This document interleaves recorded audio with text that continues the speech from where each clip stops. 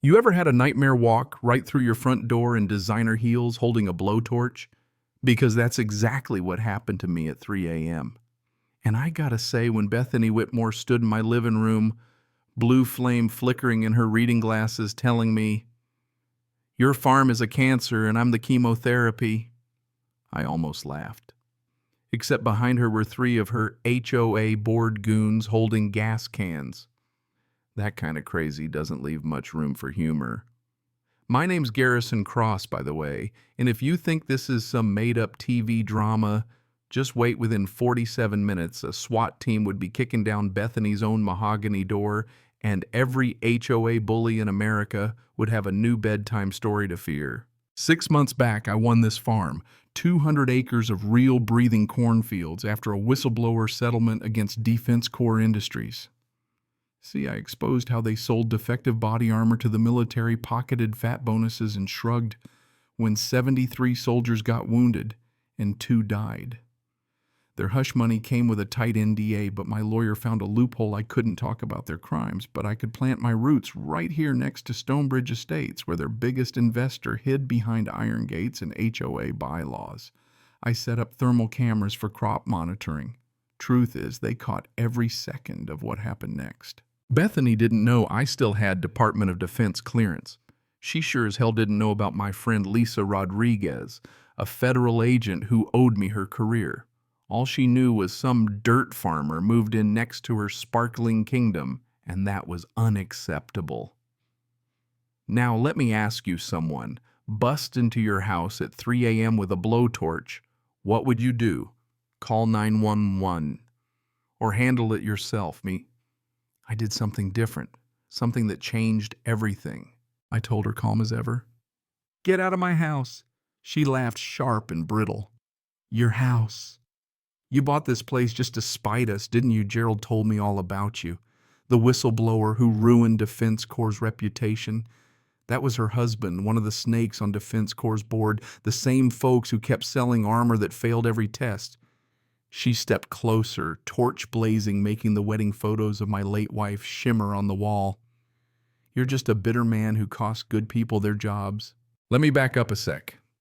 These good people were the ones who got soldiers killed, and now here they were trespassing in my living room, threatening to torch my land if I didn't sell to some shell company called Verdant Holdings.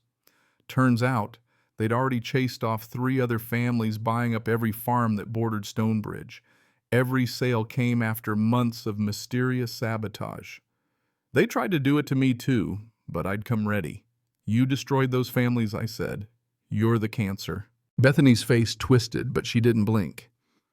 "We protected our property values. Your corn, your tractors, your scarecrows. It's a blight on our community." The other board members, Diane snapping photos, Roger blocking the exit, Travis sweating so hard I thought he'd faint, stayed quiet. Bethany shoved a contract in my face. "Sell for $800,000. Take it or we'll make sure there's nothing left to sell." I looked at the paperwork, insulted by the number, but what caught my eye was the deadline. They needed my signature by tomorrow for some big vote. Desperation makes people sloppy, and Bethany reeked of it. "No," I told her, and I meant it. "I won't sell. I won't leave. And if you burn my fields, I'll make Defense Corps scandal look like a parking ticket." Now, I wish you could have seen her hand shake. She had no idea that my crop cameras were military grade, streaming her every word to the cloud. The receipts for the gas cans, traceable to the HOA shed. The torch bought last month from the hardware store on camera. Every threat, every crime already archived. Diane's phone slipped from her hand and cracked on the floor. Travis backed into Roger. You could smell the panic. Bethany tried one last scare. "You have no idea who you're dealing with. Judges, senators, people who can make you disappear," but I cut her off. Like Private First Class Jackson. "The kid who died because your husband's company saved $12 on a body armor plate." The room went silent, except for the hiss of the torch. Even Roger looked sick. That's when I pulled out my phone. "You're all being recorded, and my attorney ex-JAG is probably already filing injunctions." "Diane, you better run before you're caught up in federal charges." She bolted, dragging Travis and Roger with her. Bethany glared at me. This isn't over. But when her Mercedes taillights vanished down my gravel drive, I knew her power was crumbling. What came next was a war of attrition. 47. HOA violation notices showed up: corn too tall, tractor visible, scarecrows causing traffic hazard. Then sabotage, waterline cut, chickens dumped on my land, traced right back to Gerald herbicide, spelling curses in my crops, causing $30,000 in damage. Wasn't property warfare anymore, it was legacy warfare. They were attacking my family seed, stuff my granddad bred before he died. I called Lisa. She'd been following the shell company money, said, "We need to meet. They're building something called Liberty Corridor, private military training, weapons testing, using farmland to dodge the law." My farm was the key. No farm, no project. That's why the pressure was mounting. That's why Bethany was getting reckless. A few days later, they sent in a drilling crew pretending to survey the property line, but really taking soil samples, trying to fabricate environmental violations. I filmed everything. One of the workers even slipped Roger a tampered sample jar. These people just didn't get that every move was being recorded. Then a break anonymous notes showed up, handwritten minutes from secret HOA meetings, plus a message. "If you need help, leave your porch light on 3 nights in a row." I did. And sure enough, at midnight, Diane showed up. She handed me 2 years' worth of secret recordings, Bethany plotting, Gerald advising. Even the old owner, Wendell's sudden heart attack, was mentioned as a solution. They'd likely killed a man for his land. Diane was scared but resolute. Her kids rode bikes past my farm. She didn't want a weapons facility in their backyard.